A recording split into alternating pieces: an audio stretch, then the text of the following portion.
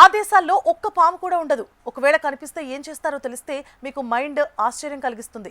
ప్రకృతి వైవిధ్యం ఎంతో వింతైనది. ప్రపంచమంతా రకరకాల విషసర్పాలు సంచరిస్తుంటే కొన్ని దేశాల్లో మాత్రం ఒక్క పాము కూడా కనిపించదు.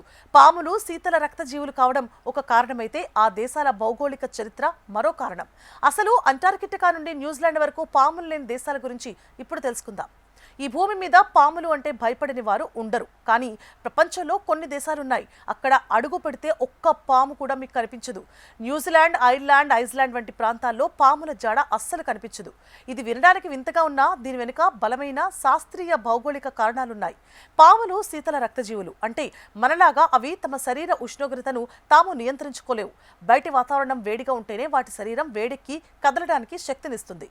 అంటార్కిటికా, గ్రీన్లాండ్, ఐస్లాండ్ వంటి ప్రదేశాలలో ఎల్లప్పుడూ విపరీతమైన చలి ఉంటుంది. అంతటి చలిలో పాములు వేటాడలేవు, కనీసం శ్వాస కూడా తీసుకోలేవు.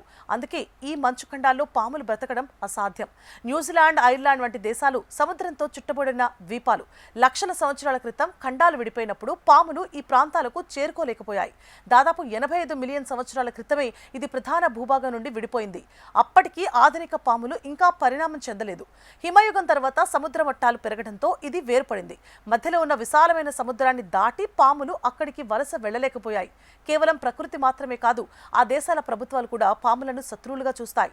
ముఖ్యంగా న్యూజిలాండ్లో జీవ భద్రతా చట్టాలు అత్యంత కఠినంగా ఉంటాయి. అక్కడ పాములను పెంచుకోవడం లేదా జంతు ప్రదర్శనశాలలోకి దిగుమతి చేసుకోవడం కూడా నేరం.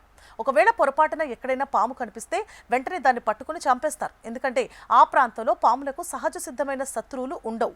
పాములు అక్కడికి ప్రవేశిస్తే అరుదైన పక్షులను, జీవులను తినేసి జీవావరణ వ్యవస్థను నాశనం చేస్తాయని వారి భయం. అందుకే అమెరికాలోని హవాయ్, అలస్కా రాష్ట్రాల్లో కూడా పాము కనిపిస్తే వెంటనే అధికారులకు సమాచారం ఇవ్వాల్సిందే.